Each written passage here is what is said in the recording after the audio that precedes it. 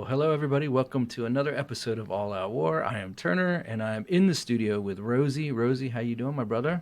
I'm good, dude. I'm wearing my Tupac cow shorts. Two. I don't know if you noticed that. I didn't notice. Let me see. So they look like cow print. Oh yeah, It's got two. Tupac. Is that Pepsi logo on the bottom? What is that? Oh, it says something about justice. Those are It says awesome. poetic justice. Oh, poetic justice. That's so Tupac, man. I don't know where I got these. I just found them in my house. Dude, those are awesome. Yeah, I love they're them. very comfy. Yeah, I mean, who else wears shorts and it's 25 degrees out? I do Exactly. all year round. All year round. Oh man. I get weird looks when I am like cleaning my car off with snow. When I'm wearing my Uggs and shorts. People in the neighborhood, they look at me weird. But you like the cold. I do. Yeah, I hate the cold. So Yeah. where you're wearing shorts, I'm actually wearing like a hoodie Yeah. and a long sleeve shirt under it, and you know, like it's cold outside because Yeah. it's cold outside. Yeah. That's I mean, so I keep right now. My house has been at anywhere between 58 and 60 degrees. That's how I Okay. keep it. 58. Oh my gosh. Well, first of all, my wife wouldn't be able to handle that, and second of all, my kids would probably sneak down and turn it up. They do that a lot. I have to put like a lock on it on the heater. The thermostat. My cats don't do that. No, your cats, and they have fur, so they're feeling good. Yeah, they're right? fine. Yeah, they're feeling good. You know what? Let me make an adjustment here while we're talking. I'm sorry about that. Needs to go up a little bit here. Is that better? Can you hear that now? Yeah. Good. I wasn't coming through strong there. Sorry about that. Hey, before you do, did you know? Yeah. I have to read a message that we got from on Facebook. It says, I Googled the podcast and it's playing, but it's about Saddam and porn. How gross. So, to the listener, this person, you have to listen through the first couple minutes because we just get caught up and we do Rosie's like world-renowned "Did you know" segment, and so you have to listen past that. And it doesn't just because we're sharing about Saddam Hussein being asked to do, or someone who was trying to talk a guy into doing porn who looked like Saddam Hussein, which is the previous actually was that the Did You Know from like the Nephilim one we did. Yeah. So, yeah, if you want to go hear that Did You Know, you should go back and listen to it. It's actually hilarious. Mm-hmm. And you know, honestly, the Did You Knows are a little bit of comic relief because sometimes our episodes are heavy, you know? Yeah. They So, are. but in that case, what do you know? I got a bunch. Oh, cool. I just pulled a bunch because they're fun. Okay. So the first one, did you know that in when was it? 1992, a mayor of a town was checking on a sewer and she fell in and drowned. She was a sitting mayor. I just thought it was funny that she drowned in poo poo. Was it Lori Lightfoot? No, I wish. She looks like Sorry, she no, I died. don't. She looks like she died. She looks like She looks like Beetlejuice. she does look like Beetlejuice. I was gonna say like the Crypt Keeper from Tales of the Crypt. I mean, she just looks like she's whatever. But yeah, she We're gonna fell- get sued by Lori Lightfoot. Dude, I could only wish. Don't say that. That'd be cool if she sued us. No, it wouldn't. I don't have anything. Dude, she's ugly. I don't either.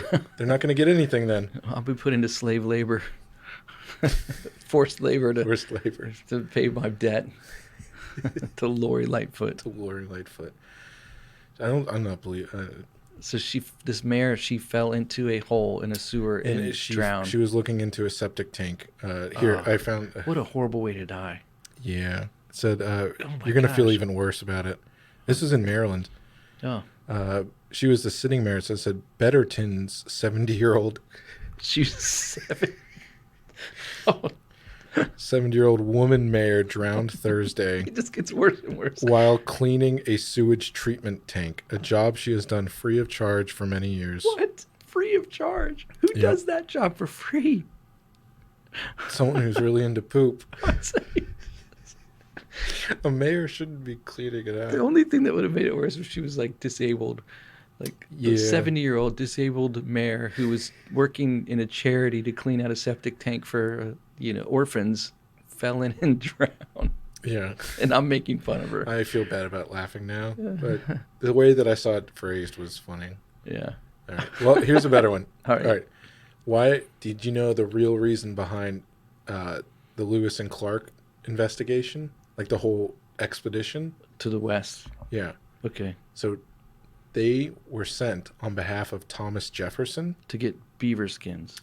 to find mastodons. Mastodons. He honestly believed that there were still mastodons in the United States. Cool. Yeah. Isn't that awesome? What would they have done? We're talking about the woolly mammoth, right? Yeah, like a big one like that, yeah. Okay. Dude, that would have been amazing. Yeah, he was super obsessed with mastodons. So it said, yeah, for real. Jefferson carried out a lot of eccentric scientific experiments in his home in Monticello, but mastodons were one of his more unusual interests. He believed there were still mastodons roaming the unexplored West and North America, and he desperately wanted to find them. His passion included covering the White House floor with mastodon bones. Like a kid spreading out Halloween candy, and his interest in mastodons helped him form the basis for modern paleontology. Wow. Yeah. They're supposed to be. I read recently that it's either Russia or China. Go figure.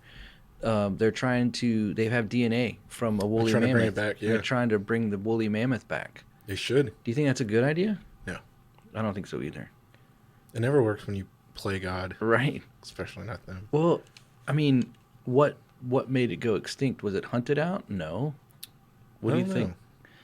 Because I mean, is it technically a dinosaur? I don't think so. I don't know. Well, if it's a dinosaur, then they didn't exist. I was waiting for you. Yeah. I baited you for that.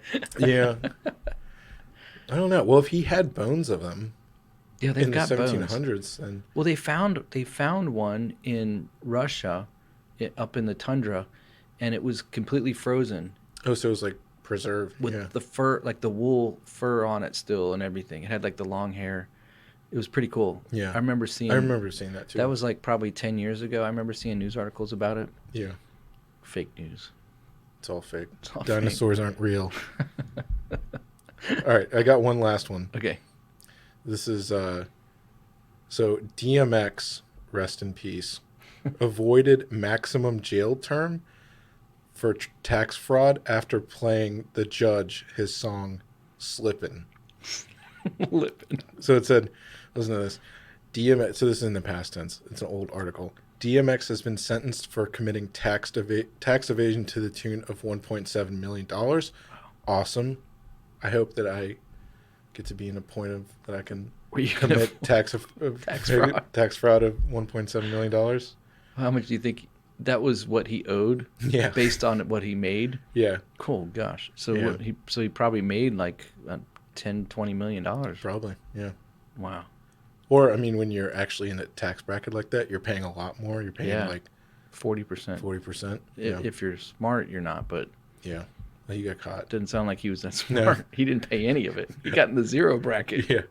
So this is what happened. It said prosecutors had been pushing for the 47-year-old rapper, real name Earl Simmons, to be handed the maximum jail term of 5 years. But before sentencing, DMX convinced the judge to listen to his 1998 single "Slippin'" to illustrate the struggles he has faced in life. DMX and his entourage reportedly nodded to the beat of the track in the courtroom, which opens with the lyrics. I literally can't say any of it because it's bad. I don't have a beep. Yeah. It says, yeah, so that got him off because he basically like played this song and it talks about how hard life was for him. So the judge is just like, yeah, all right, you're good. That was it. Yeah. So it said playing the track as well as DMX admitting his guilt seemed to have an impact on Judge Rakoff, who sentenced DMX to 1 year prison sentence, saying he was a good man that had been his own worst enemy. So all right, hold on 1 second. Yeah. He commits tax fraud. Yes. Doesn't pay tax evasion. Tax evasion. To the tune of $7 million. So more than $1.5 million. Yeah. And all he gets is a year in jail. Yeah. He didn't have to pay back the taxes. I'm not sure. It didn't say that, but I think it was just for sentence because he could have got 5 years. Yeah. Wow. And I bet you that even got commuted a little bit because he probably had served time, like, waiting for trial and good behavior. And Yeah. wow. Well, that's crazy. Oh, never mind. Here it says at the bottom. In addition to a year in prison, DMX has been ordered to pay back a $2.3 million fine. So I guess it didn't work out. But you said he's dead, right? he's dead now. He died of quote-unquote COVID last year. Oh, really? Yeah. Oh, that's right. I remember hearing that. And his family came out and they're like, they made him get vaccinated. And Oh, really? yeah. Who made him get Because vaccinated? he died of a heart attack. Oh. And he had like found God. Like he Oh, came wow. back. He was like sober and all that. Yeah. The That's very rise and sad. fall of DMX. DMX. Wow. Rough Riders, yo. Yo. I remember he's like one of the OGs. Yeah. They were like one of the original gangster rappers that like when I remember when his rise, he had the row, Yeah. like the raspy and he always had the pit bull with him and stuff. Mm-hmm. Yeah, I remember all that. I like DMX a lot. He was cool. Yeah. Wow. Okay. Well, those were cool. Did you knows? Yeah. And on that whole thing about DMX dying and taxes, it's like there's only two sure things: death and taxes, right? Yeah. It's true. Taxation is theft, Yeah. but death is real. Yeah. Yeah. It's not theft. No. In fact, the judge's approach to the situation was actually sort of like what we're going to talk about tonight. Ooh, that's a good. See, I'm playing a little 5D chess up here. Little segue. Start off with old woman falling in a poop, and drowning in poo poo, Getting forgiven. getting forgiven. A little bit, yeah. All right. Well, Anyways. we're gonna talk about that on the flip side of this. So sit back, grab a coffee, and enjoy.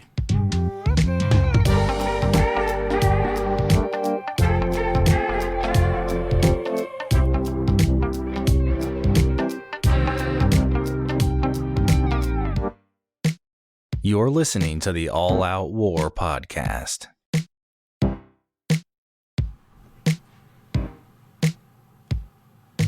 Bump. I'm digging. I always love our intro music. It's very good. Yeah, it's fun.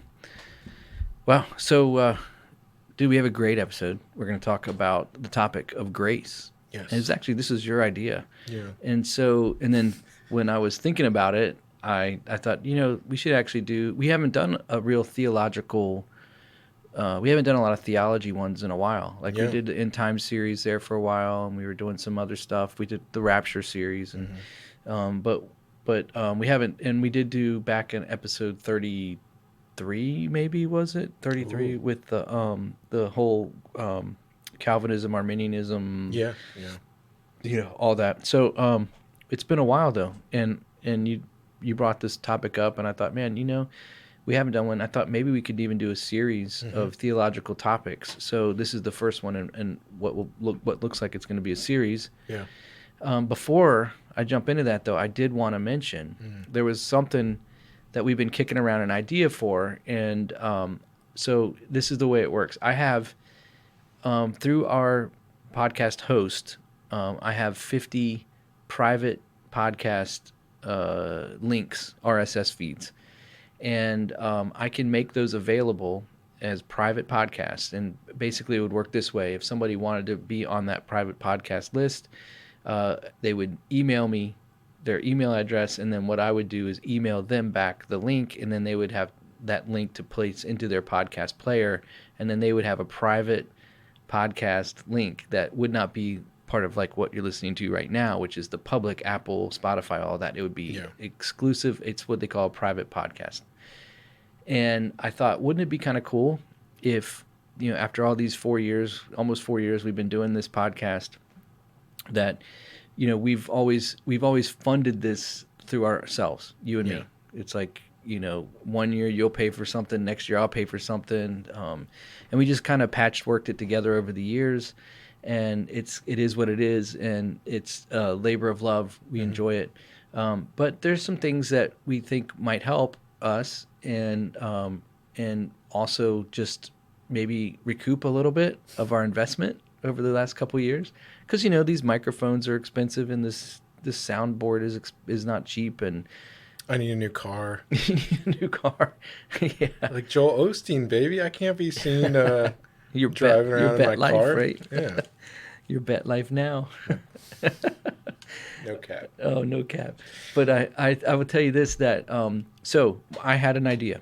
If you are someone who's been listening to the podcast for the duration, or maybe you're a new listener and you just really are blessed by what your ears have heard.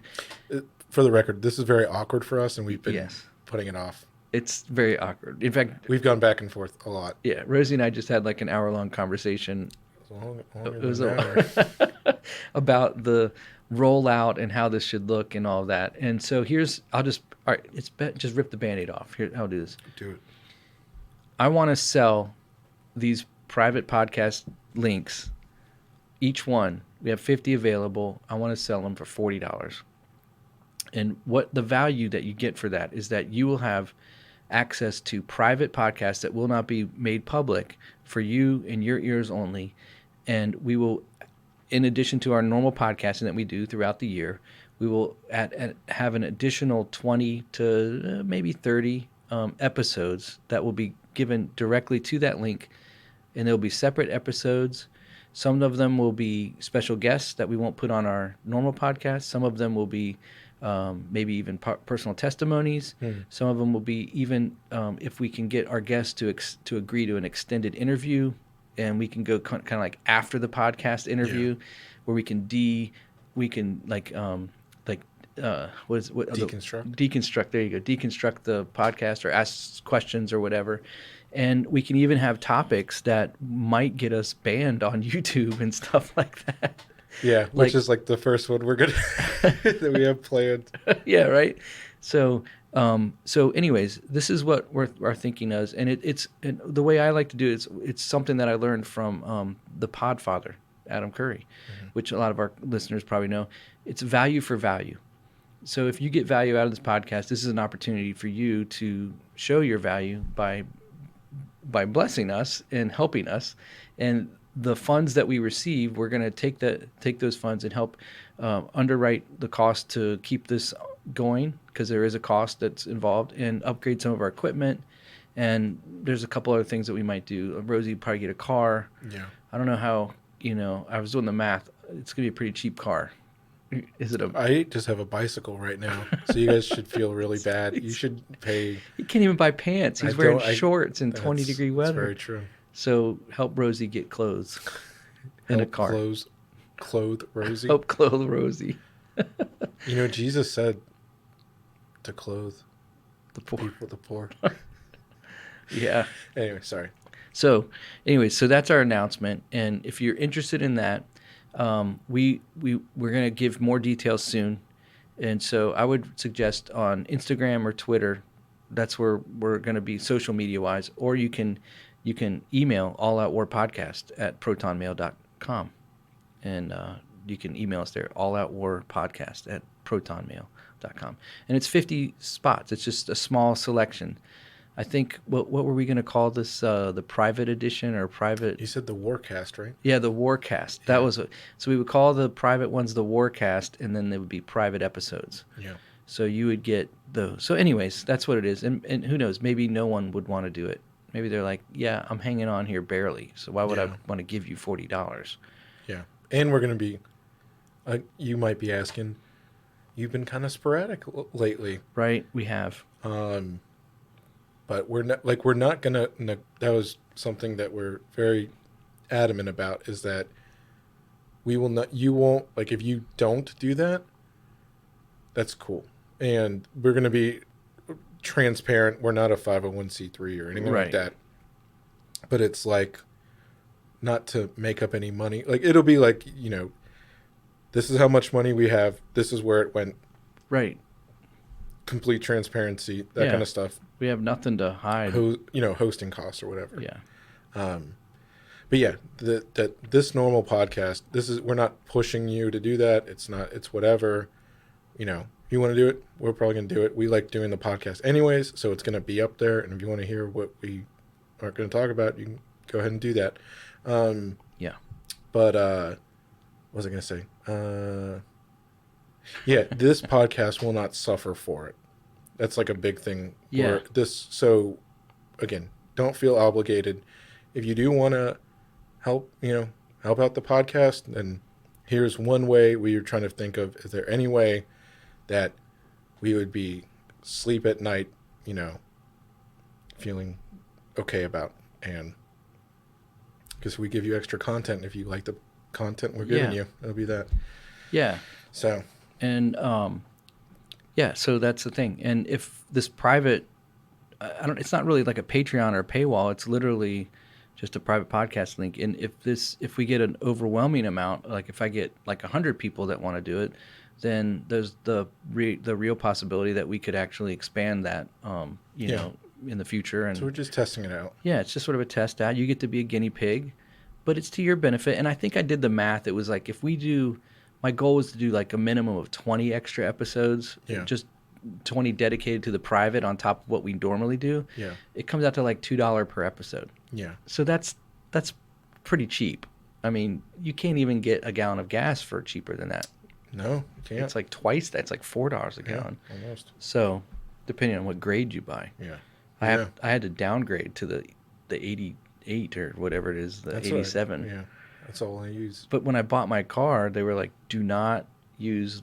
You got to use the high test because your engine's designed for it." I'm like, "Okay, cool." And then the prices kept going up and up and up, and I was like, "Well, I'm gonna just go down to the mid grade." And then they went up again, and I was like, "Well, I'll just stick with." And then I put about 40,000 miles a year on my car. Yeah. So it's a lot of gas money. Yeah. So my point is, it's a good value. Anyways, so that's the special announcement. Okay, let's talk about the podcast, what we're going to talk about tonight. Yeah, thanks for sticking with us for 20 minutes before we even get into it. I know we're going to get comments. 20 minutes in, and they still haven't talked about it. I can see the YouTube comments, but that's okay. Yeah. The issue and the topic that you wanted to bring up was let's have a discussion about the topic of grace. Grace versus works, yeah. Grace versus works. Because I was going to say, here's another tease. I have been recently reading prep for the first series of private stuff, and some different kind of theological stuff. I don't want to give anything away. Yeah. But was kind of thinking about this idea of grace versus works-based salvation, however that looks, and how Christians deal with it. And I was talking to someone, you know who you are. When I say I was talking with someone and she'll know who she is. Oh. Here's your shout out. And she brought up a great point that it was, that the topic of just grace is like it's very tricky to like, it's not always addressed very well. Yeah. In church. You know what I mean? Because it's one of those things that, I mean, we were talking before the podcast and I was bringing up something and you're like, oh, well, actually there's two different things, like stuff that I didn't even consider about it.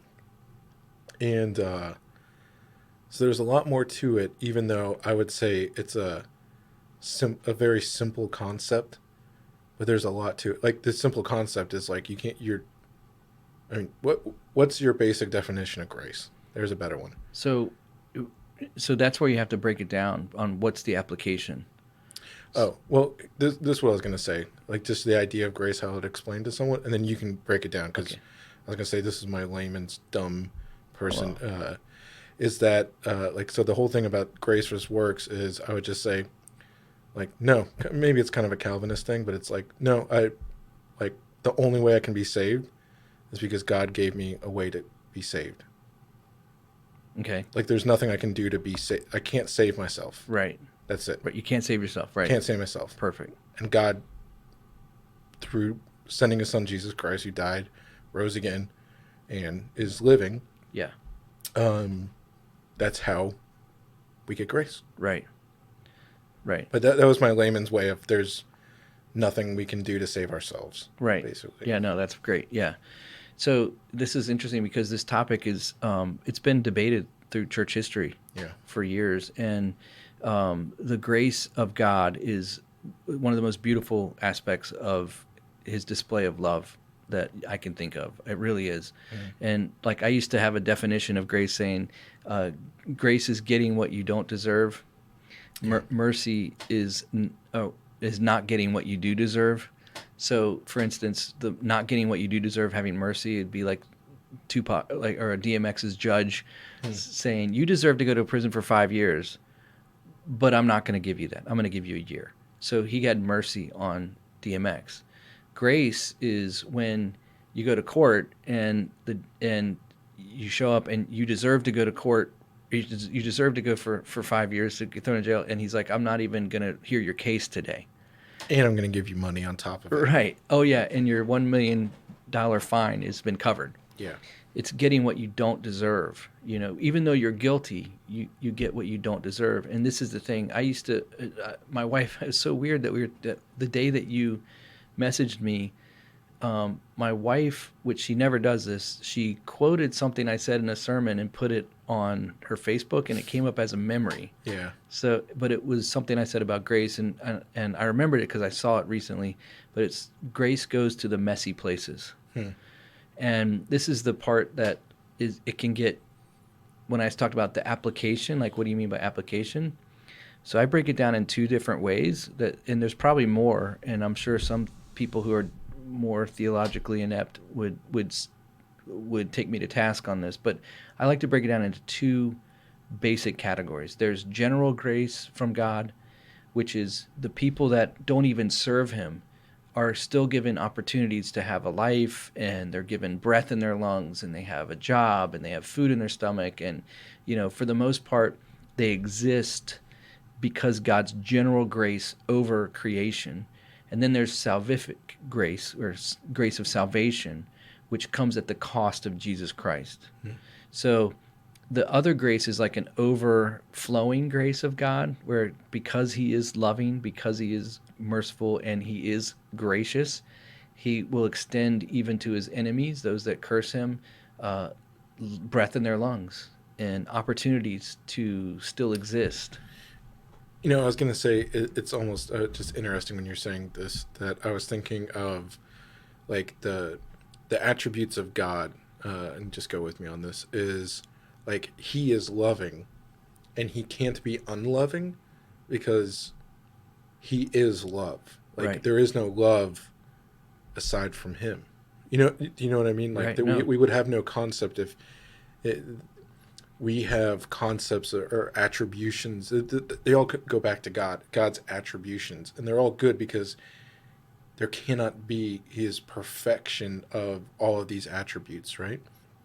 So I was going to say, it's interesting that, like, because he is pure 100% love with no flaws in any sense of it, that it's like, it's just so overspilling because he just inhabits this place that it just rubs off on other people almost. Like, yeah. I don't want to say, I hate saying God can't do something because I don't want to be heretical, but it's like, well, here's a perfect thing.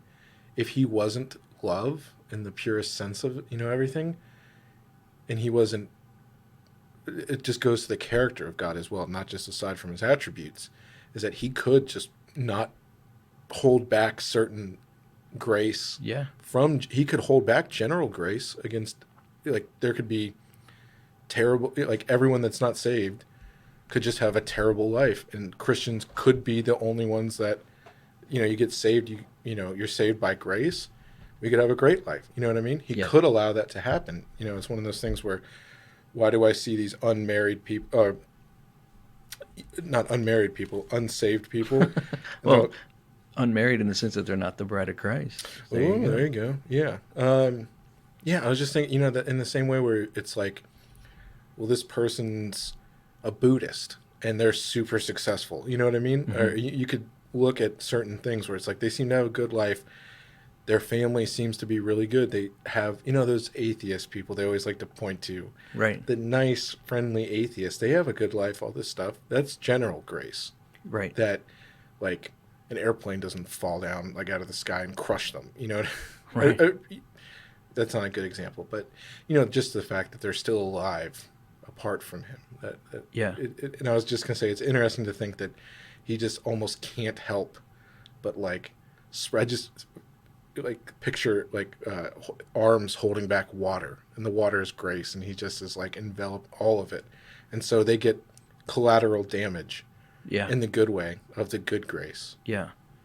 And so and I want to read a verse from you. This is the most famous grace verse. It's Yeah. Ephesians 2:8, right? This is in relation to salvation grace.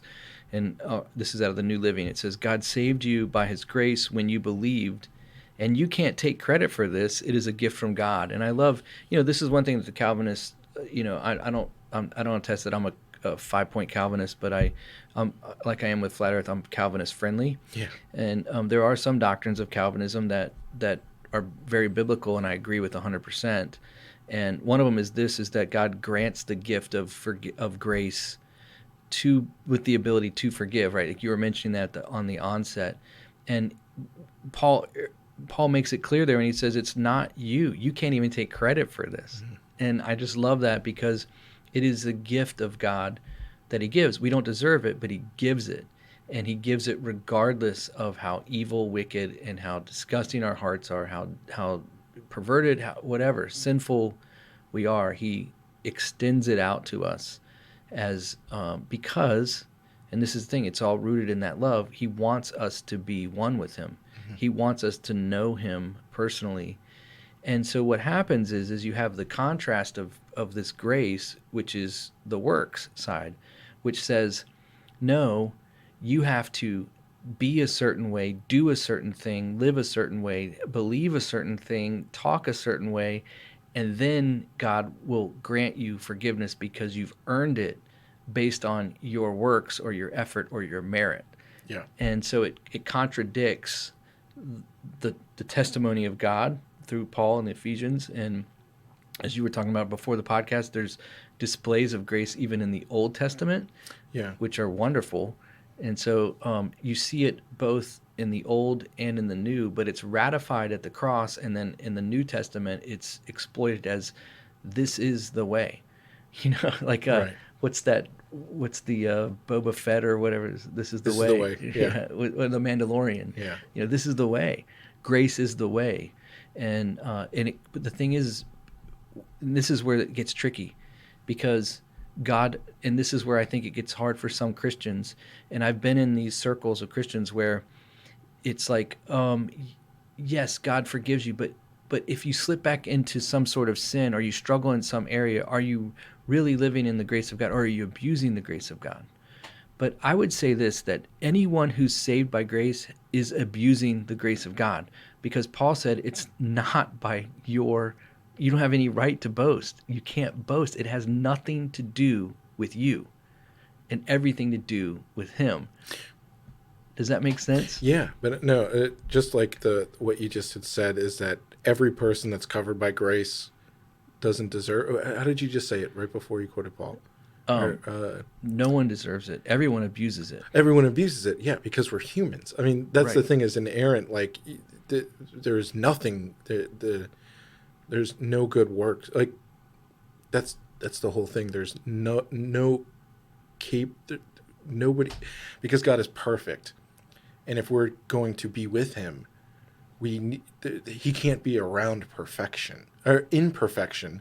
Because his perfect, just like this sounds very cliche, it's a cliche. Darkness can't exist where the light is.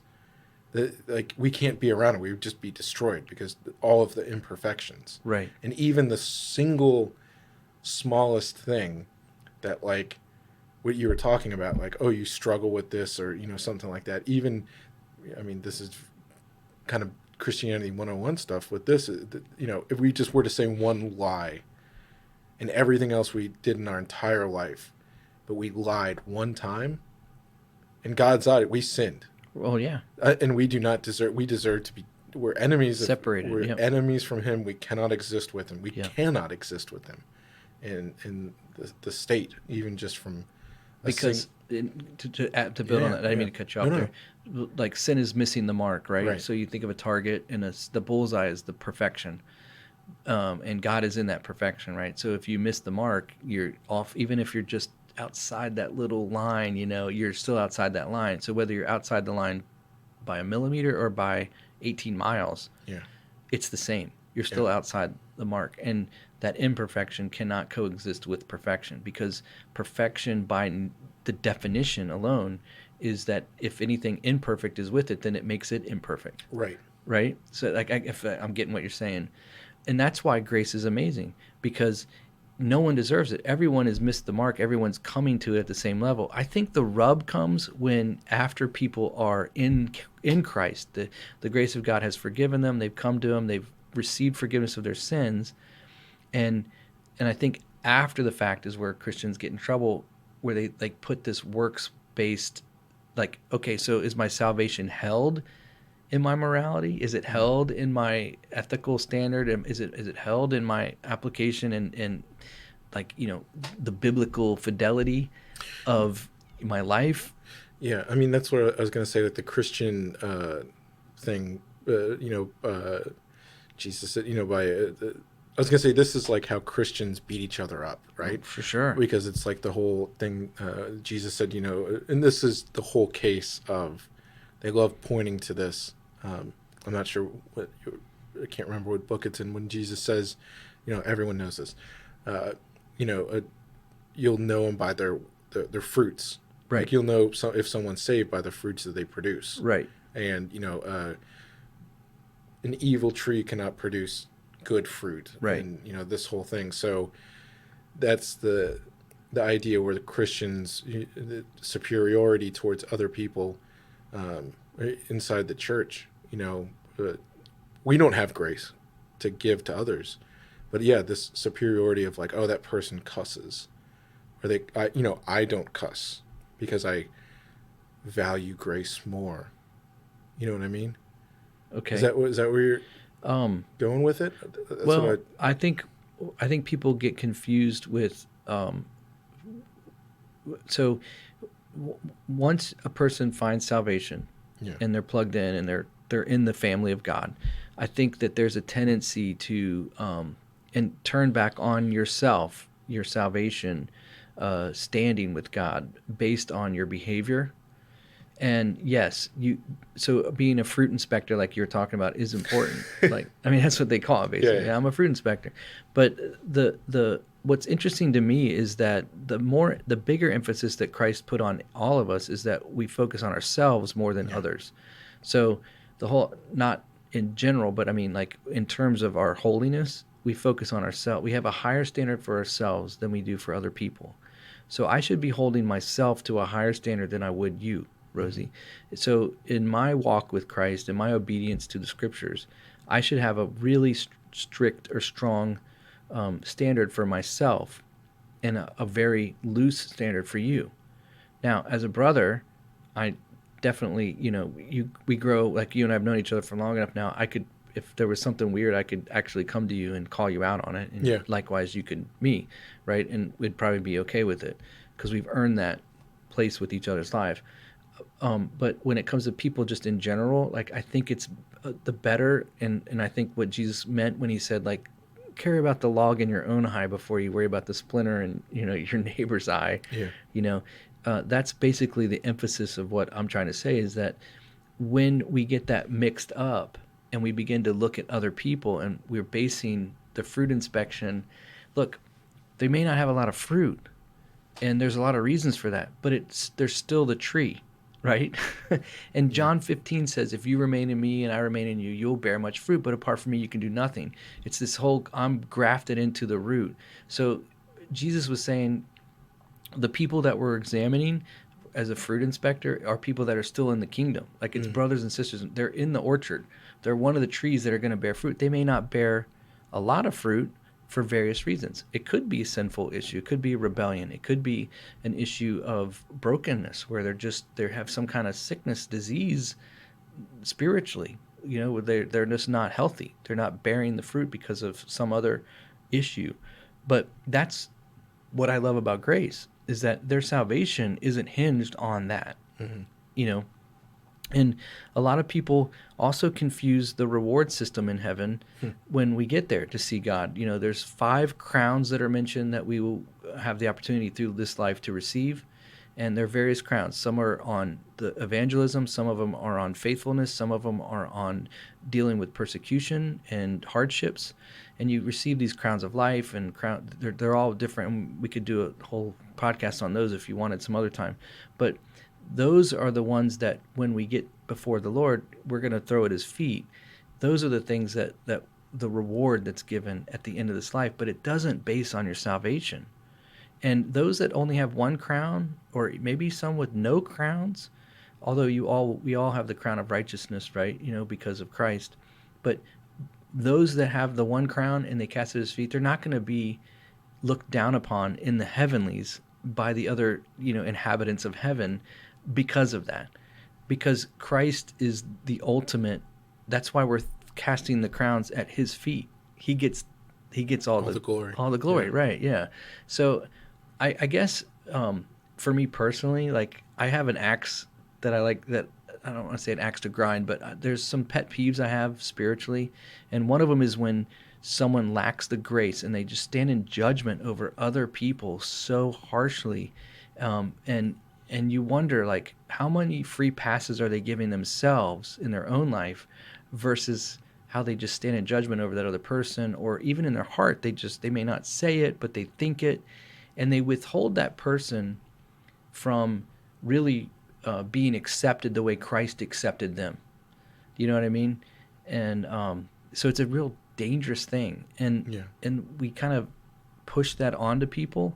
And I know as a youth pastor, before I started off as a youth pastor, so there was this tendency to want to see the kids' lives that I was pastoring line up with the Bible, and with maturity and all of that, maybe quicker than they were actually willing or ready to live out. You can't expect a sapling to bear fruit. Yeah. You know what I mean? You just can't. And so it took some time for me to understand there's still immaturity, there's still lack of understanding. And some kids were more mature in 8th grade than other kids and had more wisdom, more understanding of the Bible than other kids, but they weren't any less saved or any more saved, Right. because of that. You know what I mean? Yeah. Yeah. I mean, I think that's very important and maybe we almost kind of glossed over it, and I don't think we did, but just, I was just thinking of like couching this talk is very much we're talking to Christians right now. We're getting into it because they talk about presuppositions that when we're talking about this, that the fact that everyone's saved, right? But that's the whole point is, and I think we both agree, this is another Calvinist point that I think we both agree on, is that once saved, you're always saved. You can't, Right. we cannot be unplucked out of God's hand, right? Right. Just in the way that because we miss the mark on anything, there is nothing, and God still accepts us because he views it all. If you're, by a millimeter or a mile, you cannot be with me. And that's all in one category. Right. There's no, because Christians don't believe, as a Christian, that's how we believe it. It is black and white. The whole Bible is absolute truths. Mm-hmm. The truth proposition. There's no gray area with this in that terms of, Right. You're only saved through Christ. That's it. And if you're saved, you're saved. If you're not saved, you're not saved. Yeah, you're either in or out. Right. And I was going to say, so much in the same way, and you had said this before, it's very good, you can have a saved soul but a wasted life. So much in the same way that, you can go around and what you're talking about calling each other out on, and we hold each other accountable, is that, maybe this is diving into a different kind of topic, but I was thinking of the whole idea that, much in the same way that we can't do anything to be good enough to do it, there's nothing that we can sin, so far that like his blood did not cover. We cannot be so bad as to lose our salvation if we couldn't do anything to gain it, because it is not given from us. There's no works. It works in the opposite way too. If we can't earn it, we can't lose it by our own actions. right? 100% agree. Yeah. And I was going to say maybe that's a different aspect to get into, is like the whole idea of the works-based thing, which is, and maybe this will get me in hot water. I always say, I literally always preface this by saying, this is going to get me in hot water with all my Catholic friends. Right. Because everything I say is all my Catholic friends. Right, yeah. Not everything, but it's like they really do believe in a works-based theology. Well, some of them would say they don't. Right. Well, what the official doctrines of the Catholic Church There you go. believe is that it is a works-based theology. And they're not the only, like, we're not just picking on Catholics. Jews are the same way. Yeah, Judaism. Judaism. Yeah. Theirs is even different, but that's how you get into this whole thing of, because I was going to say there's a ethnic component to it, that they believe that they're saved through the lineage, which is not a works-based thing. But that is, like Orthodox observant Jews, it's this, and this maybe this is a good example of transitioning to the grace versus works thing, is that on the Sabbath, which is their Saturday night, that they Shabbos, right? Shabbat. Yeah. Shabbat. Yeah. I'm so bad. I can't keep all the words straight. No, yeah. But you see, that's when they like don't use electricity, right?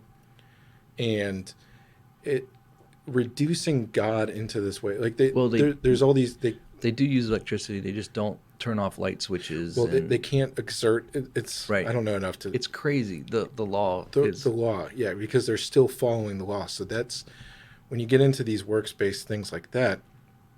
They get into these. There's a whole market. There's an entire commercialized market specifically for Orthodox Jews that like they can get around things. Right. In the law. So like they'll have we had the refrigerator, my parents just went to the new place, and they have Sabbath mode. Yes. It's built in. I think it's all the Samsung stuff. Yeah. I just noticed that on mine. The refrigerator. Yeah. And I was asking him, so it's like at a certain time you can set it so that the oven will turn on at a certain time, so it can be hot enough so that they're not pushing the button to exert to start something. They have to literally rest. Yeah. So they can't do anything. They can't, they'll get toilet paper that's already been, they don't have to break the toilet paper in part. It's, by this. And so this whole thing this is what Christians are not called to do by calling into account, each other. Because when that happens, when we start saying, oh, well, you're saved, you should be doing this, you should be doing that, you should be doing this, you're being like the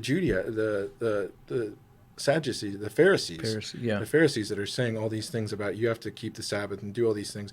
And the whole thing about the Orthodox Jews, when they do this, the whole market that is set up to these things is some very weird thing, as if they're trying to trick God. That's the whole thing, is like, well, I technically didn't turn on the oven, but my oven turned on and I had to do it anyways. Or they have, they hire, the rich Jewish families actually hire non-Gentiles to come and do all the things that they need. So they're not doing anything. We're not cooking a dinner. This other person is cooking a dinner for us. Yep. And so they have these hiring out. But when you start seeing it, that's the biggest, like, just way that I can point to the difference between salvation, grace versus works, is that seemed like, I think I'm talking too much, but the whole thing is ridiculous, as if God is like looking down and he's like, hey, I told you not to rip that toilet paper apart. And he's like, oh, but you happened to... Right. You bought the toilet paper that's already pre-cut. You got one over on me. Like, right. God doesn't think that way. And that is so insulting to me, to think that that's the thing, that like, oh, you're so smart, you can out-trick God on a technicality. Yeah. No, I totally agree with you. And it's just ridiculous. Like, that's what Old Testament stuff, Right. aside from all these things, but that's what Jesus came to abolish. Yeah. And that's the whole work of the cross. That's the whole throwaway. That is, we cannot do these actions because they do that so that they can be perfect and earn their grace, Yeah. earn salvation, Yeah. forgiveness of sins. Yeah. So it's funny you mentioned the whole Sabbath thing, and when I was in Israel, 2015, I think it was 2016, somewhere in there. I the on the Sabbath at the hotel we were staying at, there was like we go down for breakfast, and the hotels we were staying at when we were touring.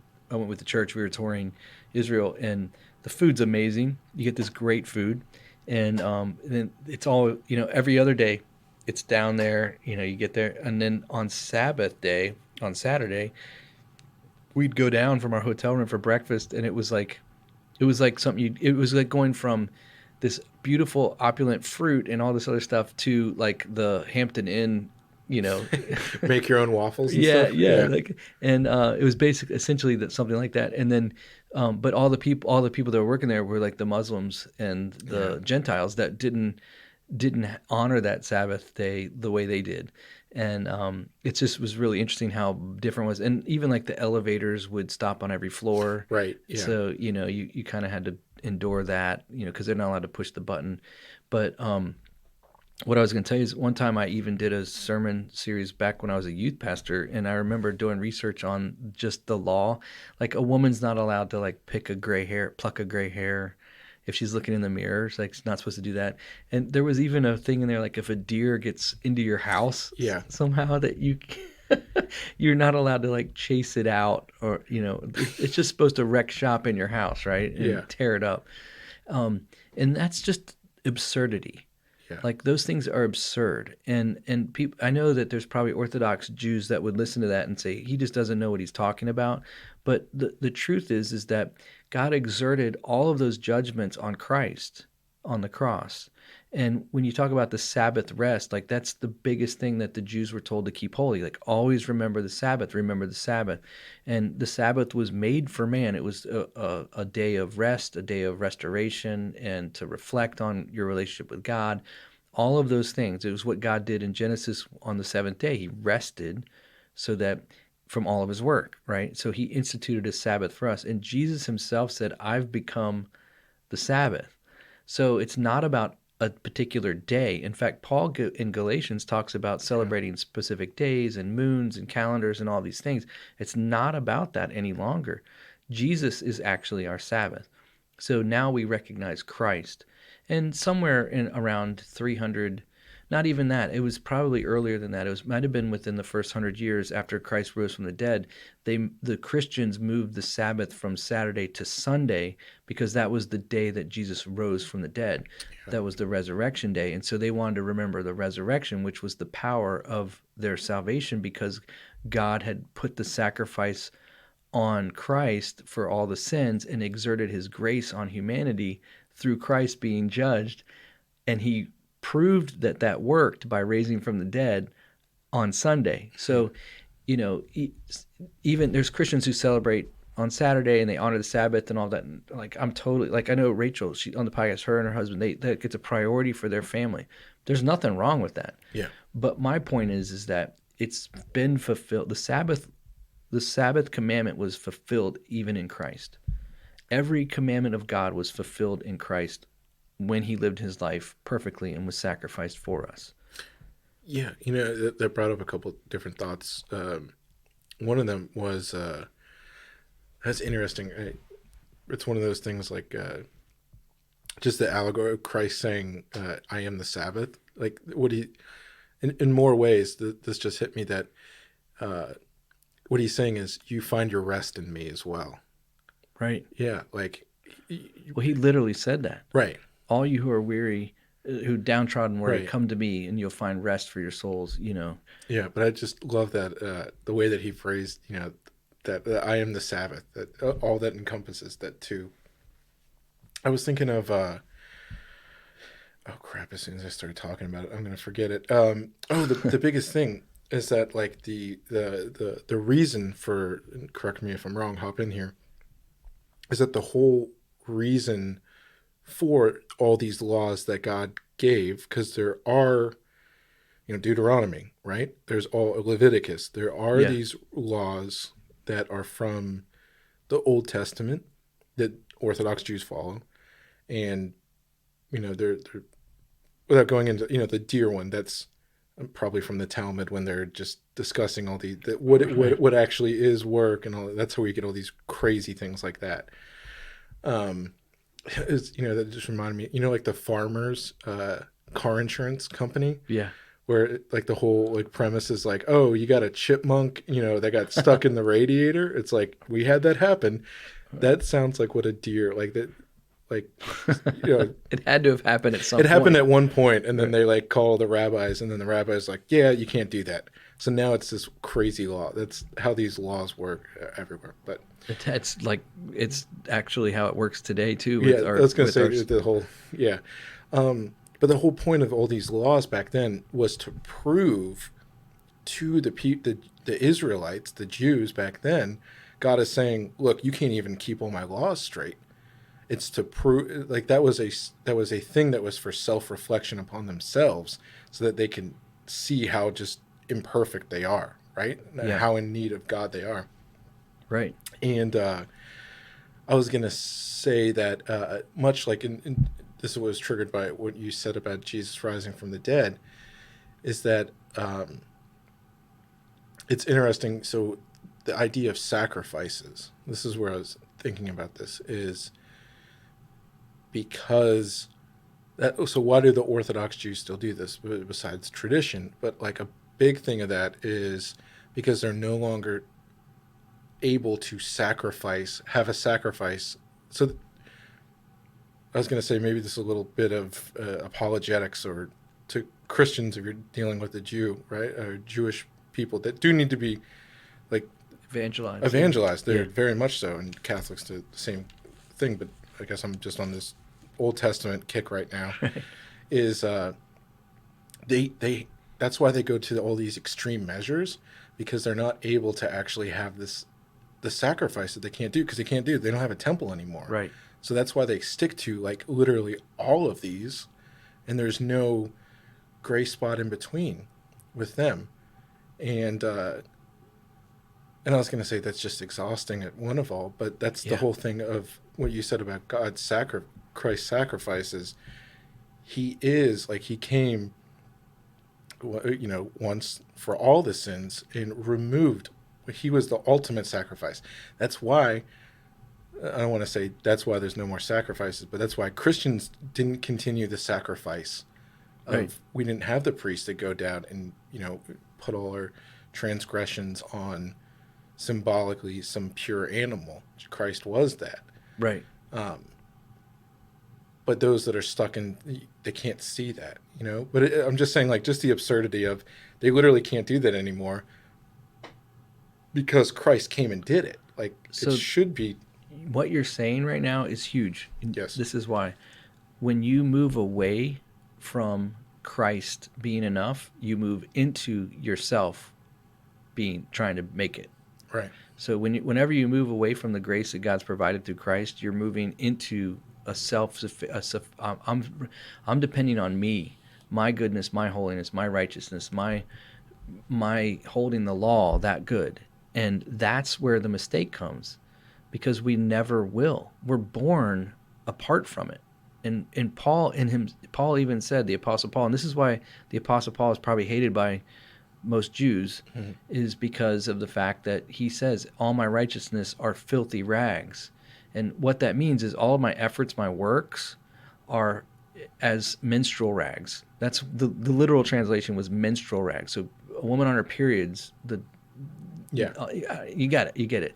And so he's saying all of my righteousness. And Paul was like a Pharisee of Pharisees. He was a Jew of Jews. He was like born from Benjamin. He was in the tribe of Benjamin. He was like this guy who he even says, like, by my own rights, I can brag. But he said, all of my righteousness comes to nothing. It's worse than the worst. And now one thing you have to understand about in the law, for the Jewish law, because Paul gives this illusion of menstrual rag, he gives this image of menstrual rags, right? And the New Testament has been cleaned up by some of our translators, and I kind of wish they'd leave it in there. Yeah. Although I don't need my kids coming to me when they're little going, "Daddy, what does menstrual rags mean?" But this is the thing, is that they couldn't, in the law, you couldn't even have sex with your wife when she was on her period. It was considered unclean. And they couldn't be in the temple. Couldn't be in the temple. There's so much stuff around it that. was like and like they wouldn't even touch. It was that bad. That's how badly they looked at it, right? That's how they looked at it, right? So think about that. Think of what Paul is actually saying. He's like, all of my righteousness is worse than that. And it's unclean as well. It's that idea. it's insufficient. Yeah, it's totally. It's actually, it's something that is abhorrent to God. So my effort to try and get saved, and my imposition on another person to live a certain way so that they can find salvation, is useless. It's actually a stench to the Lord. And he says, you don't need to look to yourself. You can't do it. Look to what I've provided. I've provided Jesus. For the grace of God, Jesus has been sent so that you can have salvation. And that's why I love it, because, and this is why the eternal security for the saint is so important to me, because my salvation is held in Christ, what he did, not what I did. So unless he fails, which won't happen, he's at the right hand of the Father right now. He's forever living, and he's going to come back. Unless he fails, my salvation is secure. So if Christ fails, then my salvation fails. And Paul said that. He's like, if Christ wouldn't have rose from the dead, our faith is futile, and we should be pitied the most among all men. Yeah. But he didn't. He rose from the dead. So now we should be championed because of our faith in Christ, because of what Christ did. And here's the biggest thing. When I understand the grace that God's given, Paul does this in Corinthians. He has this great verse. He says, it's his kindness that leads us to repentance. So when I understand what God has put upon Christ, all of my trash, garbage, my menstrual rags, upon Christ on the cross, for my sake to be forgiven, I see how much he loved me. That turns my heart, and to recognize how much he loves me, what he's done for me that I don't deserve.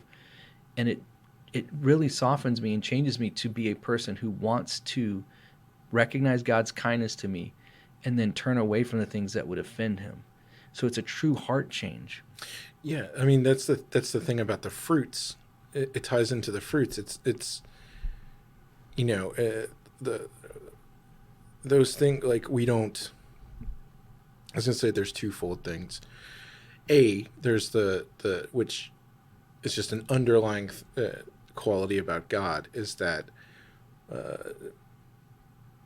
when, you know, like the Reddit, you know, like Fedora atheist person is like, oh yeah, you know, God wants you to, you know, you have all these, like, this rule book, like even new Christians, because they're talking about Christians, they're like, you have all these rule books, you can't curse, you can't, like, you know, have sex, you know, like all that stuff, like who is it hurting, you know, like these things, Yeah.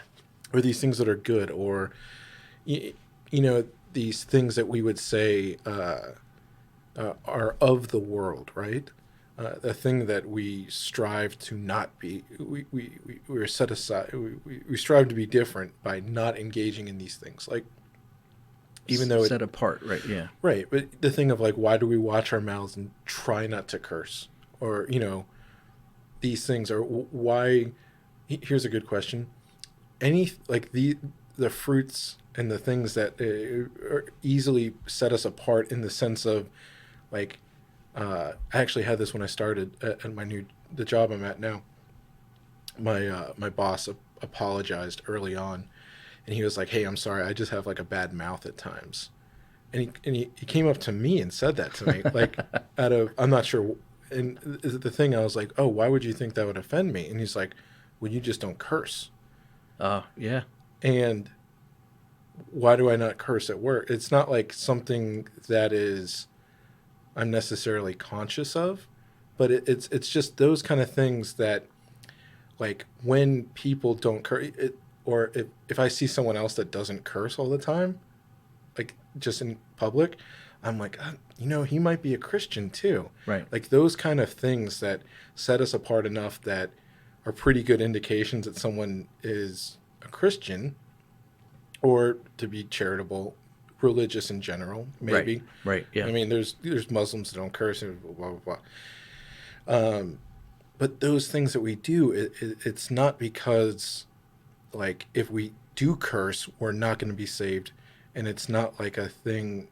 It's because it does grieve the Lord, and so we want, like what you were talking about. This was the whole point I was getting at: is we don't do these things and shape our lives to more be like Christ, to get some sort of superiority over other people, because that's a sin on its own. Right. Of trying to do these things, and that's what the Pharisees did. Is we're so much better because we do all these things. Right.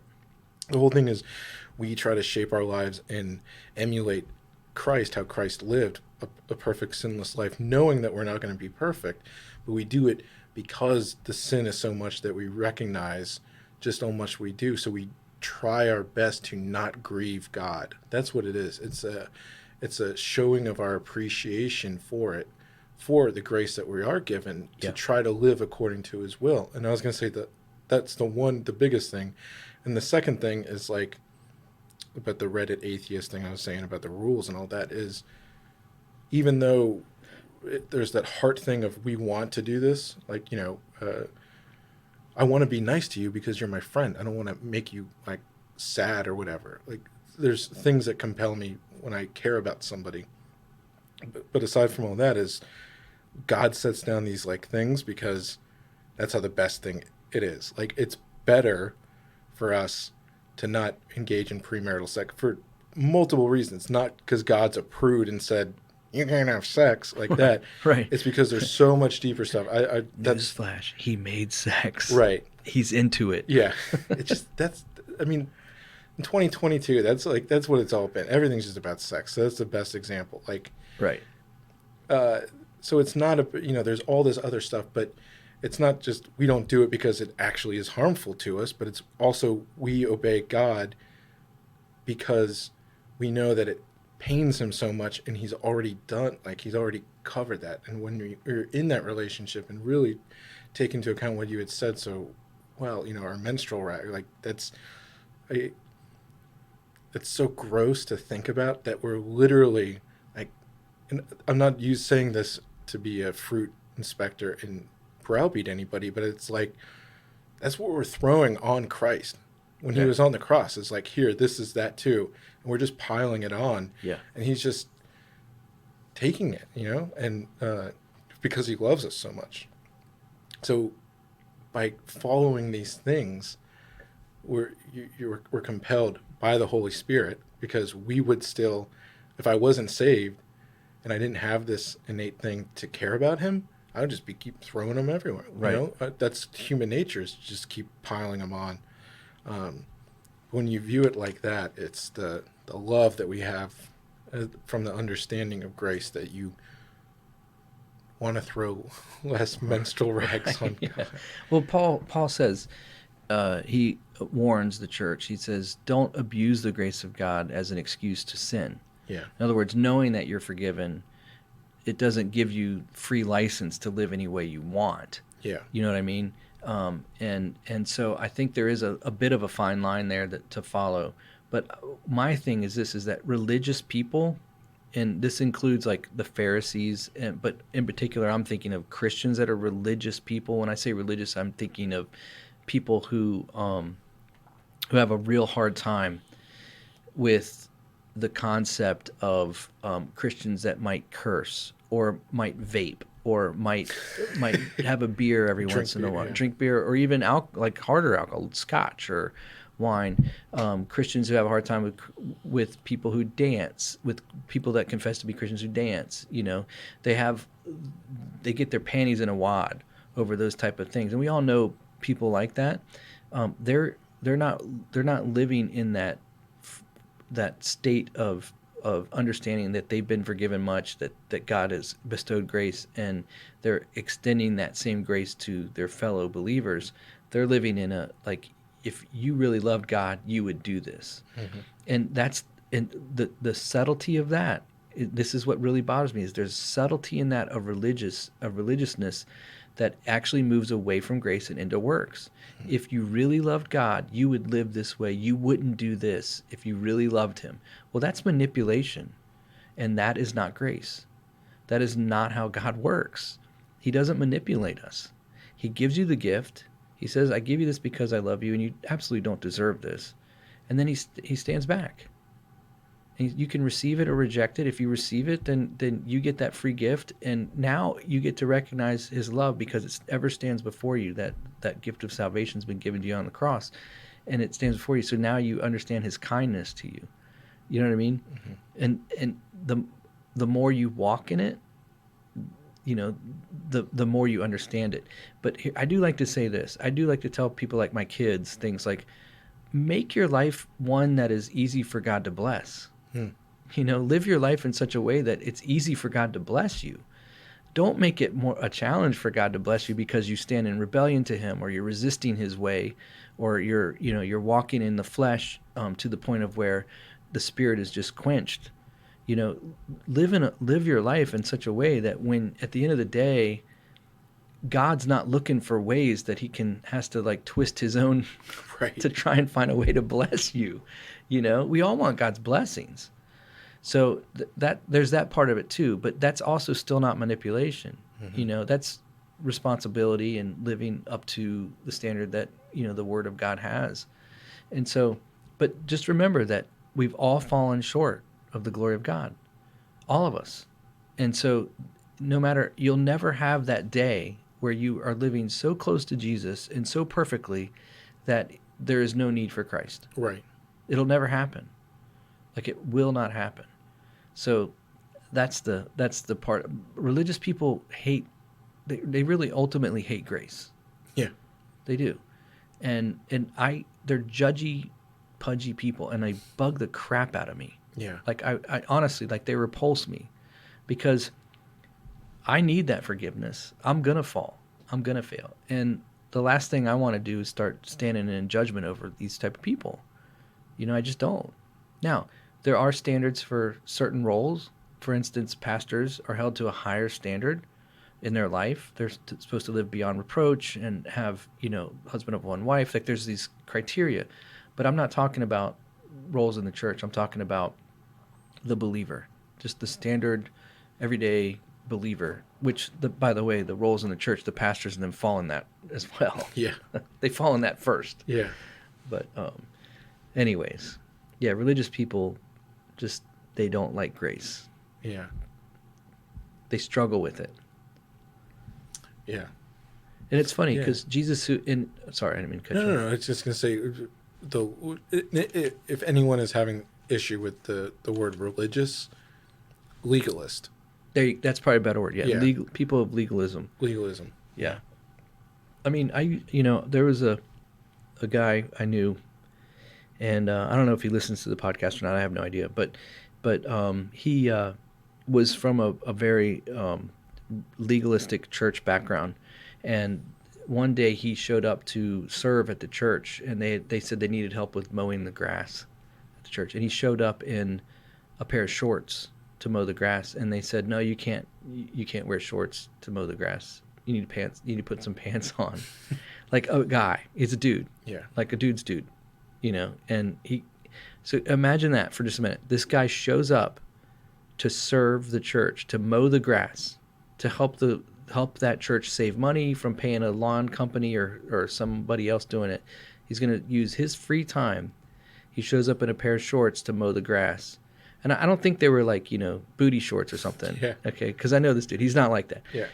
And they're like, oh, thanks for coming, but you need to go put some pants on if you're going to. We can't have you seen walking around the church property with a pair of shorts on in August when it's 90 degrees, when you're doing physical labor like mowing grass. Yeah. That's just legalism gone wrong. You know what I mean? It's just that those are the type of things that infuriate me. Yeah. Like, whoever made that rule, whoever made that decision, and like, they could have turned that guy away. Yeah. You know, they could have turned him away. He would have been like, I don't want this. That's the fedora hat atheist. Yeah. This is how you guys are. And sadly, those are the things that stick out in people's memories. Right. But then you have Jesus, who gathers around him a guy who was a fisherman, a guy who was a tax collector. Mm-hmm. If you really want to know, just go look at how tax collectors were respected Right. by the Jews, because they were actually turncoats. Yeah. If you were a Jew, which all of Jesus' disciples were, then and you're a tax collector, you were actually working for the Roman Empire, collecting money from your brothers and your family to give to the Roman Empire, which they didn't believe they should have been occupying their territory anyways. Right. So they were very low respect. Yeah. And this is who Jesus was like entrusting the new kingdom of God to be Right. to turn around the world. Yeah. So that's very not legal. That's very not legalistic. Yeah. I was thinking about the same thing along the lines of, I don't know, this just stuck out to me. The story reminded, I mean, I don't want to say it's so cliche because it is, but much in the same way of like the when because what you're saying is like Jesus chose to be around people who are like the lowest of the low, that were seen by the quote unquote religious legalist people, and like the sinners, or like all these people were imperfect, and I'm sure there was a lot of I don't want to say a lot. I'm not going to say that comment anymore. I was going to say that looking back, they were probably like, "Oh, I wish you would have picked. Why I'm so much better than that apostle." Like 1 to 12, but probably didn't. They probably didn't do that because they crucified him. But well, they definitely ridiculed his disciples. Right, but I was thinking the whole thing about in speaking with grace is Jesus collected all these people, the sinners and the low people, and doing all this stuff to people, and he hung out with prostitutes, and he hung out with like all these other people. And I just want to reiterate the whole thing about like the woman at the well, right? Mm-hmm. Or not the well, the caught in adultery. The other one, yeah, the other one, the older adulterous woman, that he didn't just say like, "Hey, it's cool that you're adulterous," and like I told all these people not. That's perfect. The grace versus legalism is, he didn't just tell her like, "Hey, you're good," like I just saved you from being killed. But he also said, "Don't do it anymore." The change is so the same thing, much in the way of, again, not being a legalist in the sense of like you can't do anything, and not abusing the good grace and not doing these things. I just think of this term where it's like Christians can get stuck. I think every Christian can relate to this. I can definitely relate to it. Is that there's sins that like just come out of nowhere, and then all of a sudden I've struggled, like things I never struggled with before, and all of a sudden for like a season, all of a sudden I'm like, wow, I never would. I'm using examples because I don't want to tell you people everything, but there's anger or something like that, or all of a sudden I'm like, why am I getting so angry all the time, or jealousy, or just pick anyone, pick some sin that comes up, and all of a sudden out of nowhere. And the whole thing is that our whole life we're going to be struggling against sin, our sin nature, even though we're saved. And I was going to say that's this other kind of feudalism, defeatism, not feudalism, fatalism aspect of like, the saying like, I'm covered by grace, so I'm going to go do this stuff. There's also like the fatalist view that to just give up during a struggle because you are saved. So, one lets you off the hook, and the other can be used as a crutch to just keep indulging in it. Like one I see as in like, oh, well, I'm saved anyway, so I'm going to enjoy the stuff. And the other one is like, I'm just struggling with this, but like it doesn't really matter, so I'm not going to struggle that hard. I don't know does that distinction make any difference to you? Like the motive kind of thinking behind it? Yes. Maybe not, but I'm probably not explaining it as well as it makes sense in my head, but just the whole thing. I was just going to say, I love this term when they just, or not term, but phrase where it's just struggle well. You know, we're going to struggle with sin our whole life. That is going to be unavoidable. But to still struggle, like, just because it doesn't, I don't want to say it doesn't matter because we're covered under grace, but like, there should be still like some thing that, you know, there may be stuff that we struggle with our entire life and we will just continuously sin in one area thing Right. that just will pop. That's what I was getting at. Pop in, pop out, pop in, pop out. Just, you know, may never struggle with it. And then I'm going to struggle with it for the last 20 years of my life. Yeah. Or I struggled with something for 10 years and then I stopped. Or now it's every 5 years, it pops up for a year, you know, whatever. Is to still struggle through it and struggle well, like fight against it, even if like we can say like, this grace, I don't need to work on it. It's just going to go away. Right. Yeah. No. And that's the thing is like so, and we're talking about soteriology, like how is a person saved, and then Yeah. after they're saved, where do they stand in position to God? Yeah. So two things that happen in a believer's life is when they're saved, they are positionally, they are justified before God, so that they are stand before God blameless. So they're justified in their life. They're declared sinless because of the work of Christ, and they're robed in Christ's righteousness. So when God looks at them, he sees the reflection of Christ, not the sinner. And so they're justified, but then they're also sanctified. And both of those things are declared. So sanctified means completely set apart, holy, clean. You're a vessel for God. But both of those things are declarations of the will be and the becoming. So in other words, I will be completely justified, and I am completely justified when I'm born again. I am completely sanctified when I'm born again. But there's a working out of that salvation. It's a sanctification process that happens in the life of a believer. And that's the sanctification process is the idea of becoming more like Christ, where the Holy Spirit is in you now and it's working out the bad and working in the good.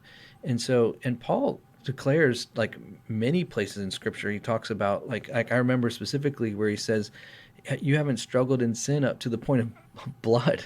Yeah. Like he's like, fight against this stuff, use every method you can to resist it, and lean on the Lord first, but then also do your part. And it goes back to like what I was saying before about like put yourself in a position where God can bless you. And so some of it is like just, discipline in your life, taking the measures that you need to take. I mean, Jesus is like, hey, when it comes to sin, like if your eye causes you to sin, pluck it out. If your hand causes you to sin, cut it off. That's a pretty strong warning, and it's not to be ignored because of grace, and because we want to get there, we want to get to heaven, and we want to be that not wasted, that saved soul but wasted life. We don't want that. We want it to count for something. But still, grace abounds all the more because God knows that he's dealing with clay vessels. Paul also says we're just jars of clay. We're super fragile. We're really nothing to boast about. Like on our best day, we basically sat pretty, but we weren't used for anything. You know what I mean? Like necessarily, you know what I mean? Yeah. And even if you are being used as a believer, like maybe God's using you to share the gospel with people. Maybe he's using you to build his church. Maybe there's something there that you can boast about from an earthly standpoint. It's still nothing. It's all God. Yeah. It's all God. And so when we lose sight of that, that's when we usually fall into sin anyways, pride and arrogance and that kind of stuff. But also too, we lose the concept and the reality of grace to help us in our struggle. Because Paul does say, he says, look, when if you're struggling with a sin, there's no temptation that's seized you that's not common to man. And when you are tempted, call out to God because he provides a way out. I like to say when sin comes in the front door, God opens up the back door so we can run out. You can get out of it. But yeah, you're right. You're exactly right. And it's a big concept, isn't it? Yeah. It literally wraps around all of Christian theology. Yeah. Like grace is an important doctrine. Mm-hmm. And I think it would do good for the church to focus on it more. I think it would do good for the church In the right way. In the right way, yeah. Starting with this overwhelming grace of general grace, but then also this salvation grace that God offers through Christ, and it's really just turning our eyes back to Jesus. Yeah. Like always, that's what it always ends up being. Yeah. I've looked away from the Lord at some level. Yeah. So, but yeah, it's a great topic. Great. Yeah. But anyways, so there you go. They still got an hour. They still gave you an hour. Yeah. On top of the 20 minutes of talking. That's true. I totally forgot about the. I was like looking at the clock here, going, "Oh, it's been an hour and 20 minutes," but we basically chewed the fat on our private podcast episodes. There you go. Yeah. For 20 minutes. So. And you got three. Did you knows? 3 did you knows? Yeah, they got bang for their buck today. Yeah. Yeah. So that's cool. That's cool. Well, it was a great episode, Rosey. I appreciate you thinking of that and bringing that up. It was fun. It's fun to get a little bit back more into theology. Yeah, I enjoy it. I'm going to my roots. Yeah. Back to my roots. Anyways, well, listen, I just want to say, too, in the spirit of grace, thank you to all of our listeners. Mm-hmm. Thank you to everyone who's supported us over the years and just who's listening now. And we just give thanks to you for giving us the time in your life, and we just pray you're blessed by this. Yeah. So that's it. And you're all beautiful. In your own way. Physically attractive. Only the most attractive, beautiful people listen to this podcast. I have heard that most people that listen to All Out War are stunningly beautiful. It's true. Handsome, gorgeous. I've heard that. It's not because of us. No. Because I know what I look like. I was going to say nobody listening knows what I look like. No one knows, yeah. You can attest I'm pretty ugly. I wouldn't say pretty ugly. I would... Monstrably ugly. I'm not going there yet. I'm just kidding. Yeah. But you are still single, so there's a chance. All the single ladies. Rosie's still single. Come on. Oh, God. When we find you a wife through the podcast, that's when we finish the podcast. We're done. Right. Dude, that's going to make sure that now nobody is ever going to talk to us. They're going to be like, they're going to email me, hey, what's Rosie's number? I'm interested. And you'll be getting catfished. Just to end the podcast? Right. People hear that? They're like, we can't handle this anymore. They'll like hire some chick to like reach out to you and find you, and then you'll see me like waking up in a hospital bed. My kidneys are stolen. Calling you, hey, where's that? Someone stole my wallet. I don't have any kidneys. I'm in Mexico, man. I'm in Mexico. I don't know what happened. Damn it, Rosey. Now we got to keep doing the podcast. Yeah, you can just unsubscribe. You don't have to catfish me and take me to Mexico to just harvest my kidneys or my organs. That really went really sideways fast. All right. Anyways. Well, we'll catch you next time. See ya.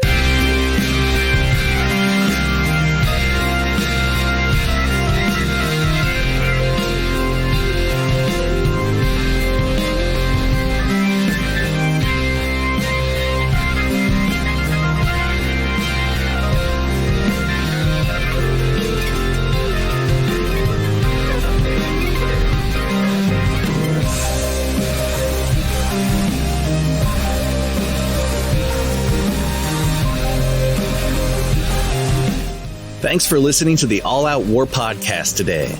If you had a blast, then we'd love to have you back for another episode. So please subscribe and leave a review. We love to hear from you. You can also follow us on Instagram at All Out War Podcast or on Twitter at AOWcast. These episodes are also available on YouTube unless they contain a little too much truth. Thanks for listening, and we'll catch you next time.